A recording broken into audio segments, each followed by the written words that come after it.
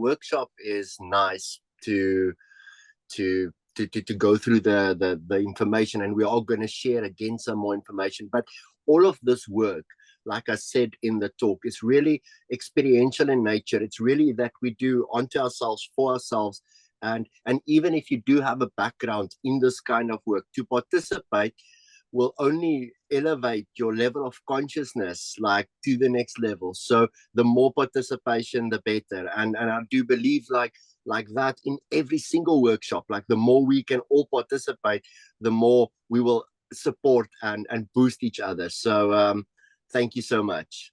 Absolutely. So I will go right now and I will try to promote people. If they accept, they accept. They don't accept, you have also your right to not accept. You will be promoted to panelists. This is to all the guests. When you're promoted, accept it, and please keep your microphones muted until you are invited to talk, or maybe you want to do certain things when the Renier will invite you to. Just for now, please keep your microphones muted. I'm going one by one and I'm promoting everyone. Amazing. Thank you. I am really super happy and excited to present this workshop with Kathryn today. We have been working together for close to 5 years, if not more. And this work is really something that comes from both of our hearts. This is definitely even the book, like How to Be Free from Your Mind and Operate from Your Heart. It's really a great privilege to be able to live together, work together, play together, love together. We really have an opportunity to undo all of those blocks that stands in the way of relationship, and many of them are our own shadows and our own fear points of not enough. And together we really get to stand next to each other and undo those blocks to the awareness of unconditional love. Beautiful. Thank you so much. So I'm leaving the stage is yours. There are people who accepted. They're part of the panelists. So whenever you want to start to work with them, feel free to invite them, and you know your own practices. So I don't have to speak it. Okay, I'm muting myself and I'm enjoying this. Thank you.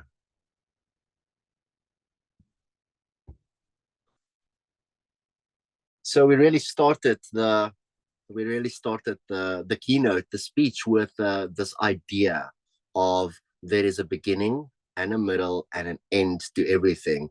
So for this workshop, aligning with presence, practical tools for spirit-driven leadership, I think we start at the end. What do you think? Yeah, it's always powerful to start with the end in mind, because with the end, it really brings our awareness to life. We live in the world of duality, and so with life comes death. And in our acceptance and firstly our awareness, and then acceptance that we are going to die, and what we leave behind afterwards really allows us to come back to this present moment and what we have got the ability to really impact and share and inspire in this moment. Yeah, so there is the end of your life, the end of your body, the end of what happens, the end of what matters, the end of how much you loved, and then your spirit will transcend. There is no end to your spirit, which really leaves us in this place where we are only the awareness of the awareness. The Bible likes to say that we should not make any idols, but ultimately the first thing that we idol is this human body that we are in, and then obviously other human bodies. Now, there is an end to this body. So in reality, everything has got a beginning and a middle and an end.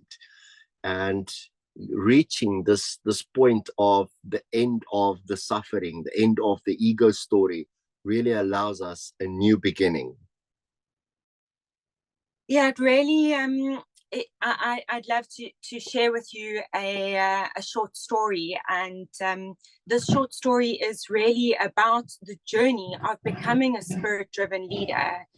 The story is an autobiography in 5 short chapters by Portia Nelson, and it goes like this. Chapter 1. I walk down the streets. There is a deep hole in the sidewalk. I fall in. I am lost. I am helpless. It isn't my fault. It takes forever to find a way out. Chapter 2. I walk down the same streets. There is a hole in the sidewalk. I still didn't see it. I fall in again. I can't believe I'm in the same place again. It isn't my fault. It still takes a long time to get out. Chapter 3. I walk down the same streets. There is a hole in the sidewalk. I see it there. I still fall in. It's a habit. It's my fault. I know where I am. I get out immediately. Chapter 4. I walk down the same streets. There is a deep hole in the sidewalk. I walk around it. Chapter 5. I walk down a different street.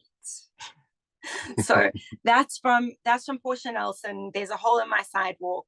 The romance of self-discovery. And really, it's such a beautiful story about the journey of becoming aware, because it's really not just like we can get this information and we're all at this amazing summit and we're getting so much information given to us. And it's not just like we get that information and we wake up tomorrow and we're all great and aligned with spirits, leading our best superhuman lives.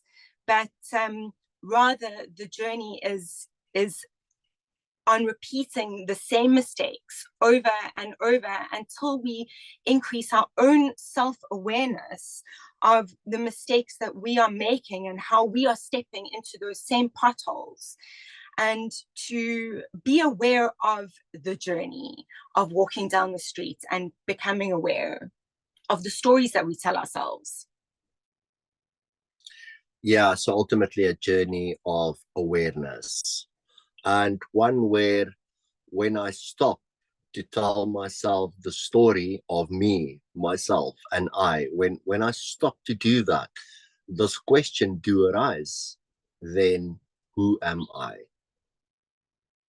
Now, I say that we are the awareness of the awareness. However, a million different things will fight for my attention, which means my attention, my awareness will have to go this way, that way, the other way. And life is going to require from me, they're going to keep me distracted. And it's really just this question of who is the one taking responsibility. Because as soon as responsibility starts to play a role, ego needs to take the back step and spirit comes to the front. Yeah, so this whole story of taking responsibility is really a story of owning our own stories, and the stories that keep us, our awareness, in 100 different places outside of ourselves. If we go back to Portia Nelson's story of the sidewalk, if I'm on my phone, or if I am thinking about my to-do list, or I'm thinking about the fights that I had with my husband last night, then I am much more likely to fall into those same potholes. And so it's really a responsibility of taking responsibility for my own stories that cause me to fall into the pothole to begin with, or to go down the same streets where the pothole is to begin with. And that's really how we become spirit-driven leaders, is accepting that it is only my awareness and nobody else can control my awareness but me. And the thing about the ego is the ego really does not like to take the responsibility. In fact, it hides from it in any possible way that it can. And so it keeps us distracted with many things that it says is important and that we tell ourselves is important. And that's all just this little red herring of the ego to take us away from responsibility where we have got our power. Because as the responsibility is outside of us, we can do nothing to change the fact that we're walking down the same streets and falling into the same pothole. Yeah, who am I? Who am I? If I am responsibility, then I really get to look at my story. Like most of us, we look at our mothers and our fathers and our brothers and sisters, our siblings, our uncles, our aunts, our school teachers, and they have got an idea of who they think we are. They have got an idea of what they think we should do. And many of us fall victim to living someone else's story without the idea that I get to take responsibility for my life. And as long as I become the lawyer that my father wants me to be, or as long as I become the doctor or the engineer that my mother wants me to be, then I will be good. Some other professional job title that will make me good enough according to them. And many of us fall in those traps where we take on somebody else's responsibility and not our own. So this is really a question of deep awareness. If I am not those stories that are making me suffer, then who am I? So where we are stuck is really in this place where this awareness is totally outside of ourselves, very far away from ourselves, like the responsibility. And in this journey, we get to undo these habits. So also knowing that once I have acknowledged that I've not been living my own story, I can expect, know that I will step in more potholes. I will make those same mistakes again. The only difference is how long does it take me to recover, number one. Number two, what does my self-talk sound like? And as whom am I speaking when I am in the space of responsibility? Yeah, it's really easy to beat yourself up and to get really down, especially when speaking about the ego, looking at the shadow, looking at our habits, looking at how we've been living other people's stories. It's very easy to beat ourselves up about it. And that is just another ego trick. It's really just what the ego does to keep us stuck in these games that we play and to keep us giving our responsibility away, because in that place we have no power. But when I take the responsibility of, okay, it's only me, I am the only one responsible for the way that I am speaking to myself, the way that I am treating myself in this journey of transformation, because it's not just a 1, 2, 3, snap your fingers and you're on the other side of a destructive habit or self-talk pattern, but rather very much a process of becoming aware. So we are going to fall. We're going to fall into those potholes, and 5 chapters is really generous. We're more likely going to fall into those same potholes more like 100 times, maybe even more like 1,000 times. And really that acceptance of responsibility is, how do I treat myself when I am in that place? And how do I take responsibility to be loving and kind and caring to myself within the journey of becoming aware? Yeah, how do I talk to myself has really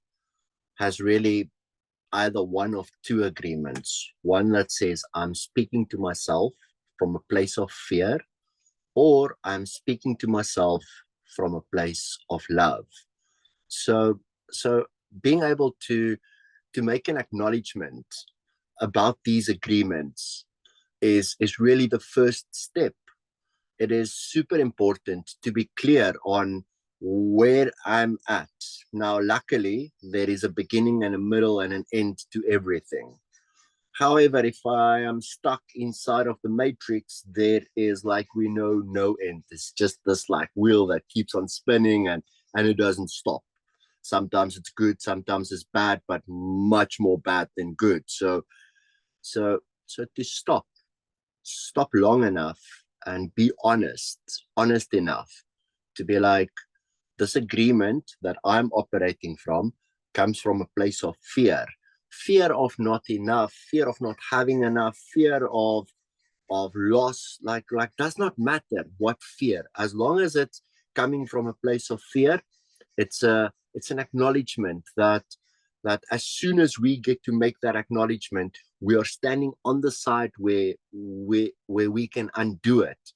So there are really two sides. The one side is the effect side, where I will blame someone or something for my fear. And the other one is the cause side, where I will take full responsibility for my fear. So responsibility is still going to come in many times, and it's going to play a huge role, because from taking responsibility to becoming responsibility is also a journey in its own. But we'll go into that a little bit deeper just now. I think the acknowledgement is something that can get some attention. Yeah, the acknowledgement is really how we get to take ourselves out of the grip of being the victim of the ego, and turn it around and look at how can I take responsibility for being the cause of this. And a lot of the time, that's a really, really tough place to come to, because the ego does not want to take responsibility. It does not want to accept responsibility. It wants it to be someone else's fault. This is a pothole that I have personally stepped into more times than I can even count. Even after many years of doing this work, I still catch myself in the grip of, oh, but it's because of X, Y, and Z. And it's really easy to, if I've got just a little judgment of something, on something, to blame it on something outside of myself. But that's just the trick. And as soon as I get to make the acknowledgements, I get to have the opportunity to look at this agreement with fear, and to decide if I want to hold on to it, or if I would rather let it go. Maybe it's really not serving me so well. And in taking responsibility and finding what is it that I can learn from this, why is it that it's here in my awareness, I get to empower myself to accept responsibility, and then to take the responsibility to actually do something different, and walk down a different street.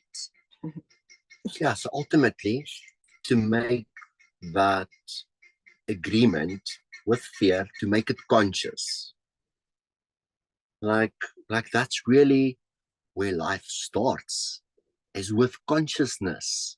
Now it's only a level of consciousness. As we grow and expand and become greater, it's a level of consciousness, and inside of this vibration of acceptance of this level of consciousness, whether it's a level of consciousness of fear or a level of consciousness of love, does not matter. It is a level of consciousness.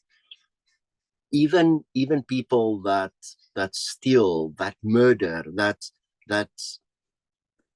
do whatever, it's all just a level of consciousness that it has got the potential to expand, to grow, to become greater. So that's really where all of us start, is on this level of consciousness where as we are growing and making these acknowledgements and undoing those blocks, our consciousness expands and becomes greater. So with the acknowledgement of this agreement of fear, in whichever way it is standing in your way, maybe you can write it down within yourself, for yourself. We are not going to call upon it, but there's a beautiful technique that we are going to go through that I promise you, whatever you wrote down there will be gone there after we are done with this technique. So it's really a beautiful technique where we unlock your emotional block to change your agreement between love and fear. I did say earlier that there are two kinds of love. Love of this world. If you do this, then I will do that, which is really what we all have been programmed in.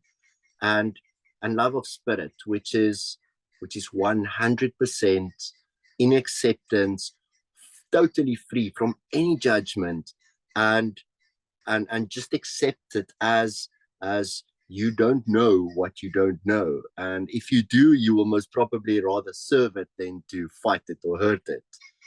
So with that, I would like to share that again we are going to touch on to detail, a whole lot of stuff happening at the same time, and big picture, like stepped away from, disassociated from all of that detail, which is really a game changer all in its own.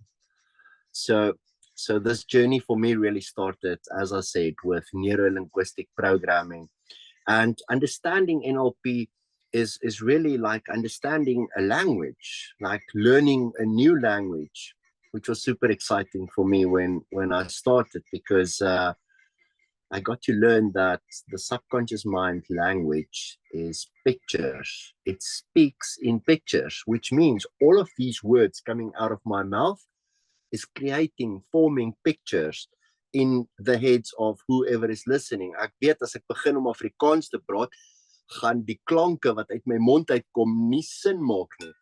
And if you did understand me, it's because the sounds that came out of my mouth was related onto pictures. But if you did not understand me, it's because there was no pictures that could link onto the sounds that came out of my mouth. And that was really super exciting for me to know that I can speak to my own subconscious mind in the form of pictures. Now, I can tell you, when I was an angry person, I did not put pretty pictures into my subconscious mind. It was pictures of fighting, and it was pictures of anger and hurt and sadness. And my subconscious mind loves me, loves me. It says, Renier, I want to serve you. Tell me what you want. And I just kept on giving it these like very not constructive kind of pictures. And it just gave me more and more and more of that. So that was really powerful for me to learn, to learn that I can take responsibility for those stories. Number one, I can create an end to those stories, and I can create a new beginning to new, empowering, loving, caring, kind stories that now today in my life, I get to live those stories as I have lived the angry, hurtful, sad stories. It's really just an agreement that I had with fear that kept me so stuck inside of this place where I need to control and protect myself, and I have lost that battle for 30 years of my life. So ultimately, if we are going to tell ourselves stories, which, like, I am a storyteller in this moment, right here, right now, if we are going to tell ourselves stories and we could choose, what would the stories be that we would tell ourselves? What would the pictures that we infect our subconscious mind be? What would that be? Yeah, it's really about our access to the level of love that we have for ourselves in any given moment. Love is really not something that we can turn on or off, but it is something that expands and contracts based on our own internal relationship that we have with ourselves in that moment, in any given moment. Is our own internal relationship stronger with fear, or is it stronger with love? Because that will determine the amount of love that we have available for ourselves. And it's really only when we have it for ourselves that we can give it to someone else. And so in accepting that this level of love changes inside of ourselves first, taking responsibility for that, we get to make another acknowledgement that sometimes I have a really high level of love inside of myself, for myself. And when I have it for myself, I can give that beautifully to everybody around me. And sometimes I don't have it for myself, and my own level of love is lower, and my agreement with fear is stronger. And can I be okay with that? Because we are all human, and this level of love inside of us fluctuates all the time in all of us. So how much compassion and acceptance can I bring for myself, for my own level of love that I have access to in this moment? Yeah, this thing that I am going to say now and have said, I'm sure, more than 1 million times, and will most probably say it more than that moving forward. The only constant in life is change. Everything changes all the time. So to be in acceptance that my level of love inside of myself goes from low to medium to high, and the better I look after myself, the higher I keep my level of love, and the better I take responsibility for life. My level of love keeps it high. And as soon as I start giving away responsibility and judging and blaming and shame and guilt, my level of love comes down lower and lower and lower. And then my ideal of living in acceptance is like kind of out of the window, not there anymore. So living in acceptance,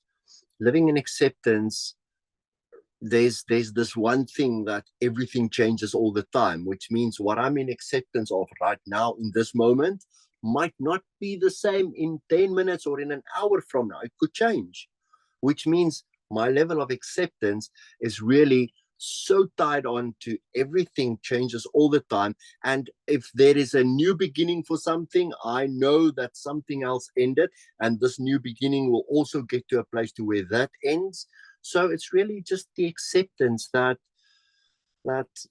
in life everything changes, and if it is like something really good, do not attach to it, because it is going to come to an end. And if it is something really bad, don't cry about it, because it's going to come to an end. It's just like, be the awareness of the awareness that gets to experience the totality of what life offers, without an attachment. Ooh, I love this, I like this, I want more of it. Or without I don't like that, I need to push it away.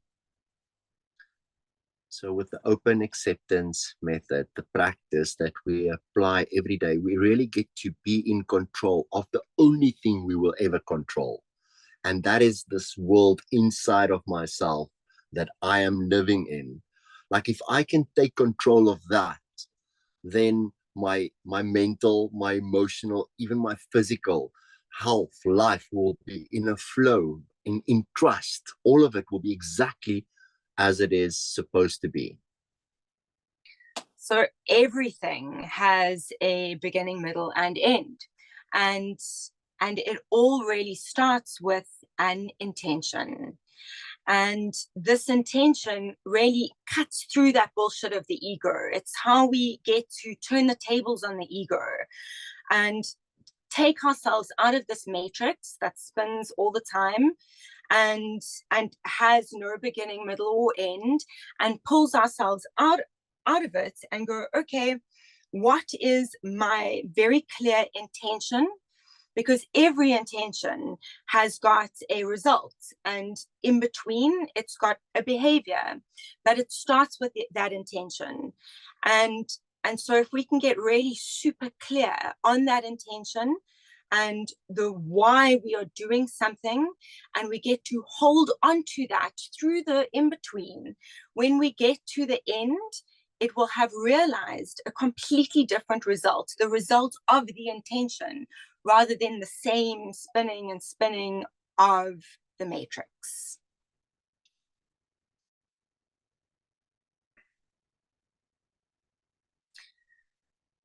The practice of OAM, which is the open acceptance method, is really becoming aware of the level of acceptance that you have inside of yourself for the ever-changing on the outside, particularly when the outside does not go the way that you want it to go. Because even if you get to set an intention, the outside is going to happen the way that the outside happens. And as you get to hold on to your own personal intention on the inside, you get to be flexible with life and get to flow with the ever-changing of life. And as the outside changes and you get to fall in the potholes, as you will, forget your intention for a little while and fall in, the practice of open acceptance is really becoming aware to recover quickly, to take responsibility for, I've fallen off the pothole, I've fallen off the sidewalk. How can I come back again? And remember, it's just a consistent practice. Because the outside changes all the time, I am also going to have to change all the time by holding this intention inside really, really strong. Yeah, so it is really this acceptance that we are going to fail. It's also another responsibility all on its own, where nobody likes to fail. As a matter of fact, most of us will even lie to ourselves when we fail. We will lie to the world outside, because of judgment. We judge ourselves when we fail, and we feel really shy, and we don't want someone else to judge us. So we come up with a story, a sugar-coated story that just takes the heaviness of what I say and feel about myself away, and it allows someone else to see me in a better light. So there are really two ways of failing. Like the first way of failing is failing unsuccessfully. And that's really where the lying, the sugar-coated story comes into place. When we fail unsuccessfully, when we have got this judgment on failure is not a good thing, then we do not speak the truth. So when we fail unsuccessfully is when we fail in a very specific way. Let's call it a relationship. We are so in love, someone else is so amazing, and 3 months down the line, that was just not the right person for me. I don't know how I got into that relationship, and that person is gone. And another 3 months down the line, I'm in another relationship and love someone like you cannot imagine. And 3 months later, no, that was not for me. That was a crazy person. Like failing unsuccessfully, we get to do the same thing again and again. Sometimes it is in our workplace. Sometimes it is in our personal life with not finishing something. So then we kind of hide that. We don't want the world to see it. And that's where we fail unsuccessfully. Now, I can promise you that nobody listening to this right now wants to fail unsuccessfully. Nobody wants to. So it's just something that happens, like falling in that bottle again and again. So then what we do is we bring awareness, and we bring acceptance, and we bring responsibility. And then we say the second way of failing is failing successfully. Now, in failing successfully, it's really where we fail in something. I have failed many times, and I will still fail many times. But you know what? Every single time I fail, I stop. I stop and I breathe, and I'm like, okay, let me look at this failure. What is this thing that I have failed in? And as soon as I am in acceptance of this failure, like there's no judgment onto me, I have failed. I have this process where I stop. I stop and I really look at it. The first step is to stop. The second step is to really look at it. like without any judgment. Just sit down and look at it. The third step is really make a plan around how I have failed, like in acknowledgement of having failed in this very specific way with this very specific thing. I get to make a plan, and then I get to take action on that plan. Step number 4, which means I am proudly walking around saying, I failed with that thing. This is how I stopped. This is how I looked at it. This is the plan I made. This is the action I took. And now, do you think I will fail in the same way again? No, no ways. I will fail in a different way with something else, and I will follow my same process. I will stop. I will look at it. I will plan around it, and I will take action. And in this way, my judgment falls away. Like I said, responsibility comes into failing successfully, where I cannot fail successfully and judge myself. I can fail unsuccessfully and judge myself, but it's impossible to judge myself if I have become greater, if I've learned, if I've grown through that failure. 10,000, more than 10,000 times, Edison learned how to not make a light bulb. Like, how is that for successful failing? And imagine if he judged himself every single time that he failed. We would be sitting here in the dark today.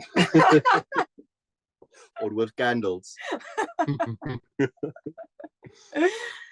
Yeah, so that really helps us to understand the importance of discerning between that voice of the ego that always wants to judge and be really hard on us when we fail, particularly, and the voice for spirits that really is much more loving and kind and compassionate, and really says, it happened. What are you going to learn from it? And give you the opportunity to do it again differently, and to grow and become greater, and to fail forward, fail successfully. So to get really good at discerning where is the judgments, and learning to let go of that judgment and go beyond that into the voice of spirits, and really listen to that voice for spirits and what it has to say. And we can only really do that when we ask ourselves questions. Yeah, so there is this internal guidance system that each and every one of us, we have been born with this internal guidance system. You can see it as a compass, and if you ever want to know which way is north, you can just go and ask. So it's really as good as asking. You can do this right now. You can ask, is it a good idea to rob a bank? And if there is something inside of you that says yes, then we have got a problem. You can book a session with me. I will give it to you for free. If there is something inside of you that says no, then that's the exact same internal guidance system that I am speaking of. And all of this will only have to do with your level of consciousness. If you have a very low level of consciousness, that's why I say I will help you for free. If you say, yes, let's rob the bank. But if your level of consciousness is evolved and it's a little bit higher, there will be a very strong sense of no, that does not sit well with me. So it's really us being able to listen, to trust that voice for spirit that is inside of each and every one of us. It's really a check-in. How do I feel about this? Does it feel good or does it not feel good? And if it doesn't feel good, it most probably is not. But very many times, very often, we choose to not listen to that voice. We choose to kind of ignore that voice. We choose to not question that voice. Now, in the beginning, if you have not been questioning that voice, in the beginning, there might be a little bit of like, oh, but I'm not hearing anything. I've had some people cry in my ear and say, I just can't hear that voice. It doesn't want to speak to me.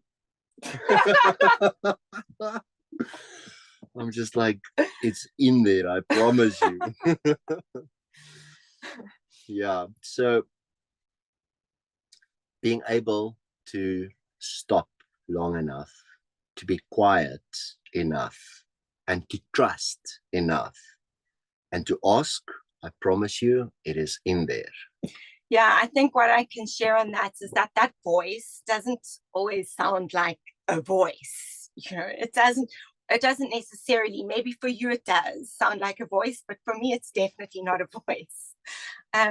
But it is definitely a sensation. It's a sense. It's a feeling. And sometimes it's a very strong feeling, and other times it's much more of a subtle one.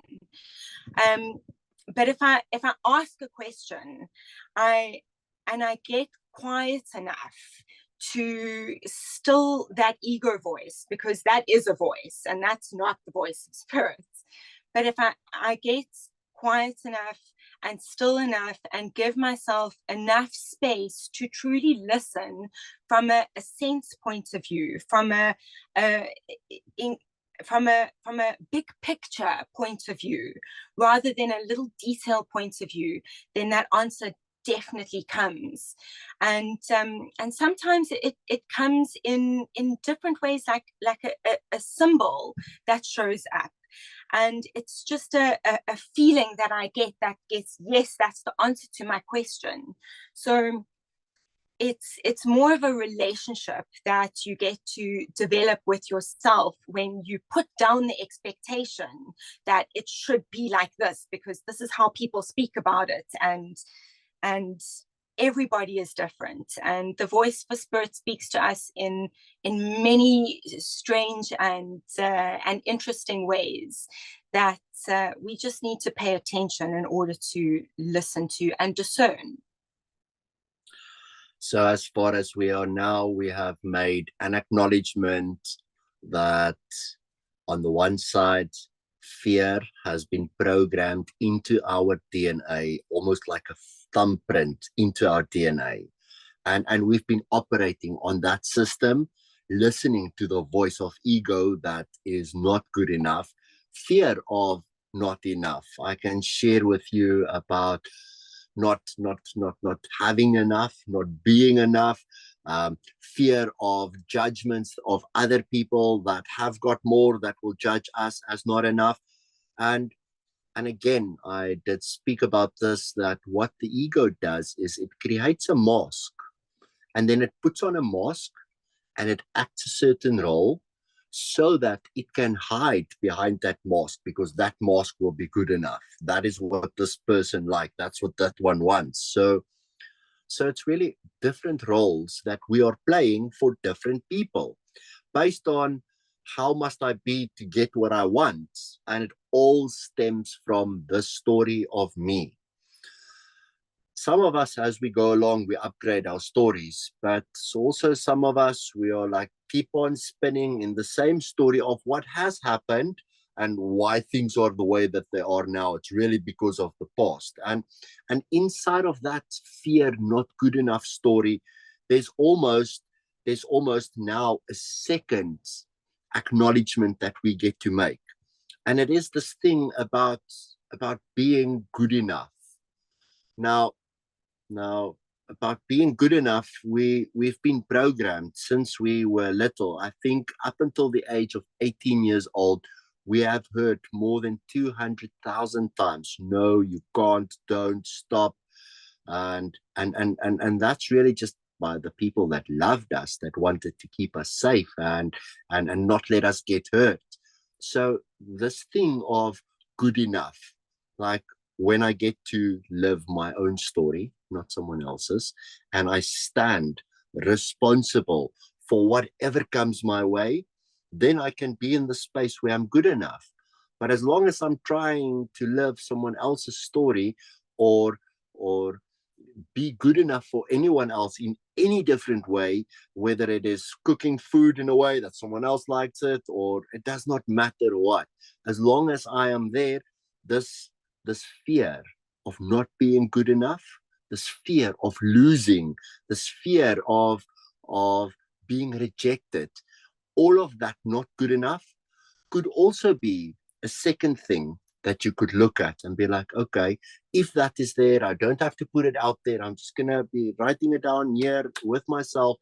And then I really would love to share a beautiful open acceptance method, timeline therapy, that it's pretty much a part of neuro-linguistic programming and a part of open acceptance method that got to merge and become one beautiful technique that really helps people to get, as soon as that, away from this thought pattern, this idea of not being good enough. So I think that is then the first technique that we will jump into. So you are very welcome to join. And yeah, this is really a beautiful process where I'm going to invite you to,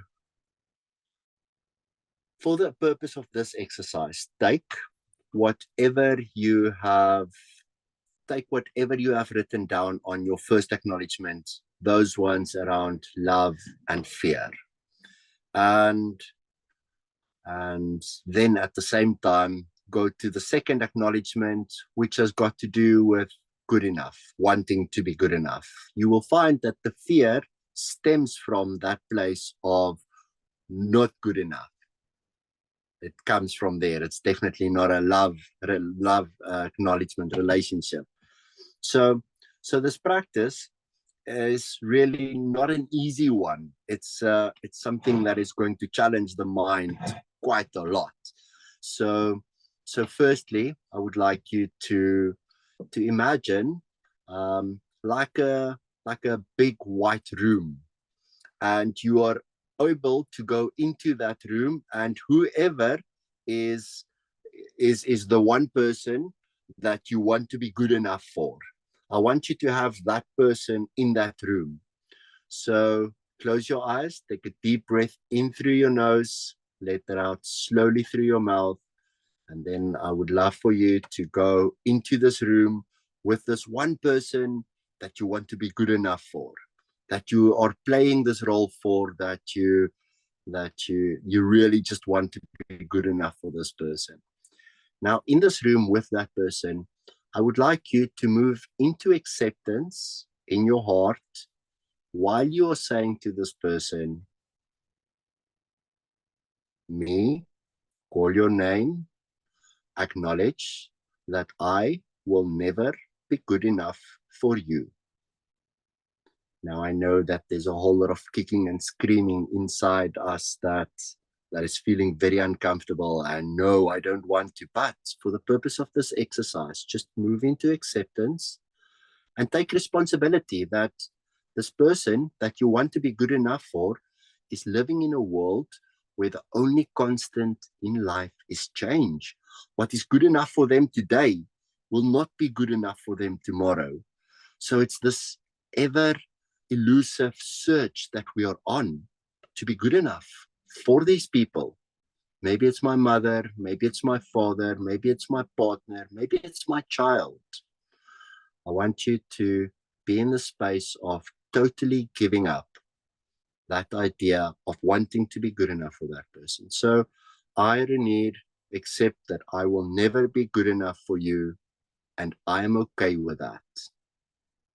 And then I want you to come out of that room, open your eyes, take a deep breath in through your nose, and let it out slowly through your mouth.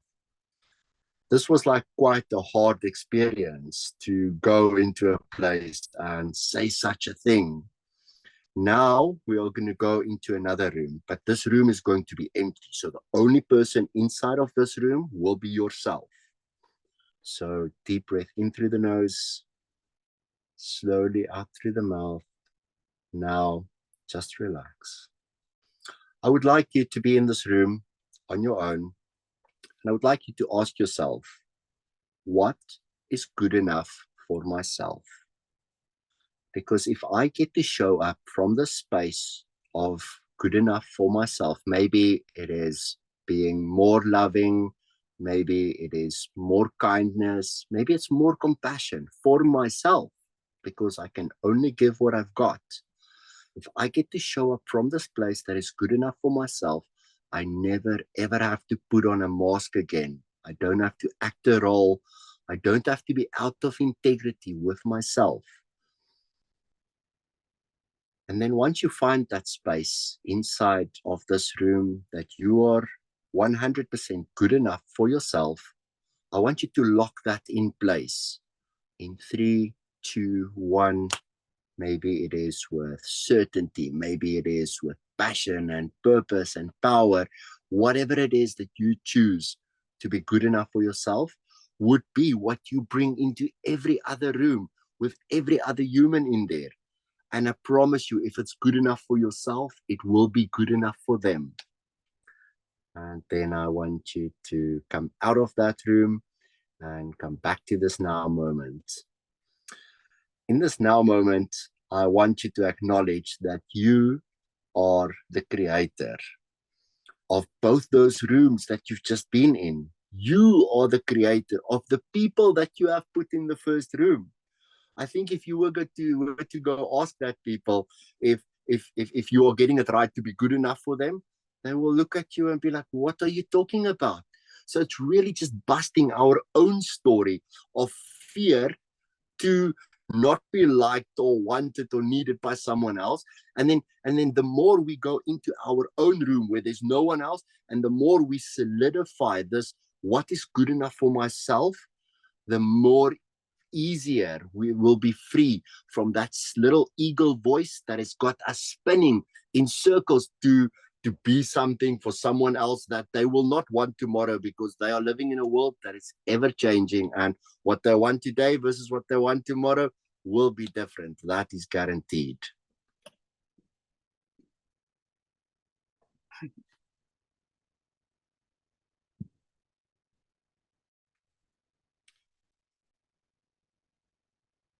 This is like a beautiful process that you get to go and apply as many times as you can to undo this agreement with fear. Because this agreement with fear, I promise you, is really so tied up onto the judgments that we have on ourselves, and then the judgments that we want to hide away from the world outside. And as soon as we can be in the space where I am good enough for myself because I am loving, I'm caring, I'm kind, and I'm present in every single environment I enter into, I can just be that. I really just have to show up and be myself. And as I only have this moment, I don't have next week, next month, next year. I don't. I have this moment. And what is good enough for me is to hold on to my peace and be loving and caring and kind in this moment. I might not live tomorrow anymore. I might not live next week anymore. So because I am living now, I'm really holding on to what is good enough for me in this moment.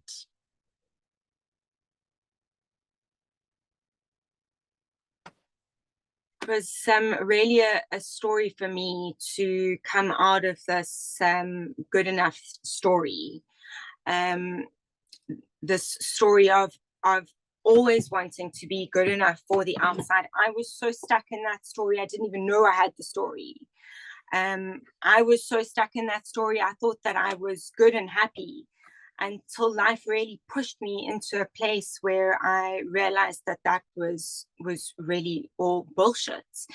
And one of the things that I really wanted to be good enough for was money, for myself. Things happened in the way that I grew up, and I made this decision that I was going to be a millionaire at 30. And it was really because of things on the outside. It wasn't because of my own story at all. And just before my 30th birthday, I reached my goal of being a millionaire at 30. But I was desperately unhappy. And that was really because everything that I did in order to be good enough was for the outside. It had nothing to do with what I was driven with on the inside. And starting to become aware of this own agreement that I had with fear, because it was really a fear agreement that I was not enough and that would make me enough. And only when I started to take responsibility for that agreement, that I could really acknowledge that I am abundant in this moment. I have everything that I need in this moment. $1 million in the bank is not going to change very much in my life. It's really my relationship with myself, inside of myself, with that level of fear inside of myself, or the level of love inside of myself, that started to shift that. And now I can sit here and go, you know, money comes and it goes all the time. And that's okay, because I no longer need to be good enough to have a certain amount of money in my bank account to be good enough for the world outside, and just be in acceptance of the ever-changing, and that abundance isn't just what the world calls abundance. It's really something that I get to express from inside of myself. And that I always have everything that I need in this moment. And that is good enough for myself. It's beautiful when we reach that point. We are leading ourselves with love, like the agreement with fear of not enough is taking a backbone where this I am here in this moment. I am leading myself from a place of love, and it's really like I said in the keynote. It's like I let go of the self-image called Renier, and spirit comes to the front, and I promise you, the message just flows. It's like sometimes I'm listening to like, what am I saying? And that's really when we are able to lead from a place of love. We are totally free from stories. Now, I really wish I could say I am sitting here totally free from stories. I'm in the undoing. I am with each and every one of you. I don't believe that enlightenment exists in this human form. Like when the human is enlightened, he will not be a human anymore. So the thing that we have got in this lifetime is a level of awareness and a level of consciousness that is going to take us to pure love, to onto the next journey. But until then, it is my responsibility to be free from my stories, and to show up from a place of what can I give rather than what can I get. What can I get is when I'm stuck in my stories, and we, all of us, we can only give what we have got. So if we have space for love, if that is what is good enough for me to give, I promise you it's not even a giving anymore. Seeing that the giving and receiving happens at the same time, if my bucket is full, it just gets to overflow. And wherever I go, whoever comes into my energy field, they are just like showered with this idea, this thought pattern, this process of love, of acceptance, of space. So in the book, you will find that from this point of spirit, I can only do one of three things. Number one, I can either experience this moment exactly as it is, or I can raise this moment. I can make it better. I can plant a tree. I can pick up a piece of paper. I can raise the moment by making it better for when someone else comes past it. It's good. Or I could serve this moment. If there is a human inside of my world that needs serving, I could serve the moment. And inside of that, those three things, there is no yesterday, there is no tomorrow, there's only this moment. And the ego is in a checkmate position. No more space for ego stories. No attachments, no manipulation, no control, no scheme against anything. It's just in this moment where I'm at, this is what I have got to share. Trust, trust, trust, trust. It's very easy to go back into a place of doubt, and we just did a beautiful process that really allows us to disassociate ourselves from the story, but that little voice of doubt, that little voice can come in very easily again. It does come in very easily again. And so the awareness of, but that's just a story. It's my ego story. It's the habits. It's the pattern of walking down the sidewalk and falling into that same pothole, and being able to catch that little bit of doubt and go back to the white room and go back to surrendering the story and going into a place of trusting that I will never be good enough for anybody on the outside. I can give up that trying to be good enough for anybody in a world that changes all the time. And where can I place my trust?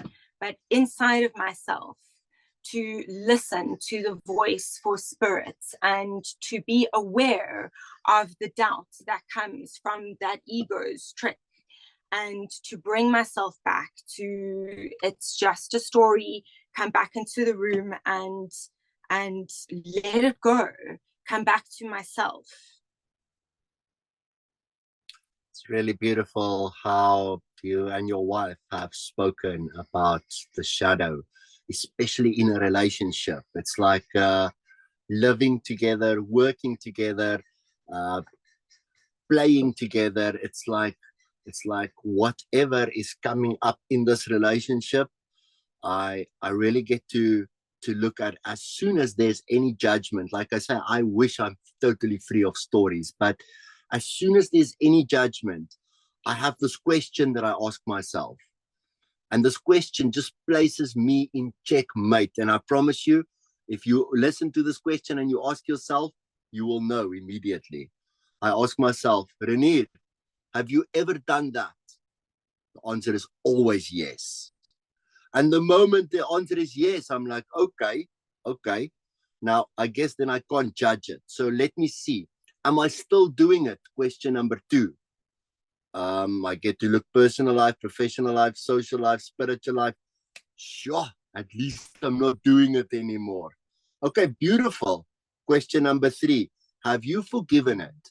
Have you moved into a vibration of acceptance for that thing? And there's checkmate again. I'm like, no, I have not forgiven it. Otherwise, I would not have a judgment on it. Like, okay, here is my opportunity to move into acceptance, because acceptance is the equivalent of forgiveness.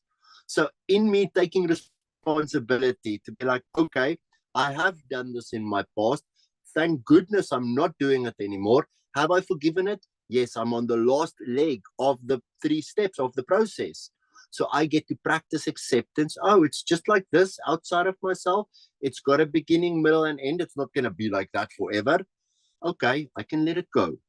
And inside of those 3 questions, it doesn't matter if it's my fear that comes up. It does not matter if it is my agreement with not good enough that comes up. I get to ask those questions. And I promise you, instantly like that, I am on the other side. It helps us to stop believing in our own stories.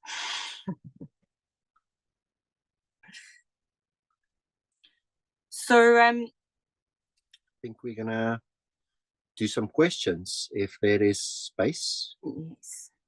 For any questions, anything that we can elaborate on or explain a little bit deeper. The process is really something that, from my heart to yours, please go into your room where you are alone in there and and question what is that thing that is good enough for you as much as you can. Thank you so much for this powerful workshop. It really touched me deeply, and it's really transformative, especially the process with the rooms and just realizing the plot twist of everything, that it's actually your creation. It's not the person in the room, a real person. It's actually your projection of the person. And this projection comes from what you said, the agreement you have with fear or with the illusion that you are not enough. So thank you for that. It was so powerful. Yeah, you are super welcome. So if there are any questions, we would answer them. Otherwise, we will jump into how you can get hold of us. Yeah, so anybody who has a question or needs something to be clarified, you can leave it in the chat, or you can raise a hand and I'll invite you here. You can speak freely because it's a workshop, it's more interactive. So please don't feel shy, feel free. We are all here vulnerable. We are all here to transform and work on ourselves. So anything you have to ask, please feel free to ask. In the meantime, Renier can share with us how we can reach out to him if we want to continue this work, if we want to really dive deeper into the open acceptance method. So where can people find you? And also, do you have anything that you might be interesting for us that we should know? Yeah, so you can find me at Open Acceptance Method. OAM Method, I love. Yeah, this is my bottle. Is all of these handles and yeah, technical things. I am super blessed to have someone guiding and serving me with that. But omethod.com, and there is the website that's got a whole lot of beautiful information. It's really a blessing to have my partner, the one working on the website and keeping it up. It's like a never-ending story, and it's really powerful to see how it grows and expands. We have got our book, A Guide How to Still Your Mind and Open Your Heart to Unconditional Love. It's like I said, there is two kinds of love, and this book really guides you on to how to reach this point of understanding unconditional love, in love with myself in this moment, exactly as I am, maybe overweight, maybe underweight, maybe like doesn't matter, well dressed, not dressed at all, like totally in love with the experience of being here now is really what you will get, and much more. How to outsmart many ego tricks that the book also gets to touch on. We are starting a 30-day intentionally microdosing life workshop where for 30 days we will have one call a week where we will check in with content, and like I said, this work is really experiential in nature. We have a kick-ass support system that has got daily support, daily mails, and it's really a daily intention setting process where I do say that there's a beginning, middle, and end to everything, to every day, to every week, to every month. So we will have a beginning of the course, we will have an end of the course, and we will start with the end, knowing exactly how it will end. And then we will go through the process starting on the 19th of November. Also microdosing life, you will get on the website. The website's omethod.com. And yeah, I can put the link up in the chats in a moment. Yeah, that's that group. We run them every couple of months, these intention setting groups, and they're really powerful group coaching journeys where we only take a limited amount of people and we go through a very intimate group on how to keep your attention on yourself, keep your intention inside of yourself, for a period of 30 days and get supported in a group in that. And really the subconscious mind makes and breaks habits in 30 days. So the more attention we give it, the quicker that habit gets to change. Yes, OAM-Method.com. Oh, sorry. I didn't want to interrupt you. Just there are some questions, but feel free to finish and we can go into them. I was just going to say OAM-Method.com is our website, and you can find us on all social media at OAM Method. If you just search OAM Method, you will find us. I will put it in the chat, and I believe this is the...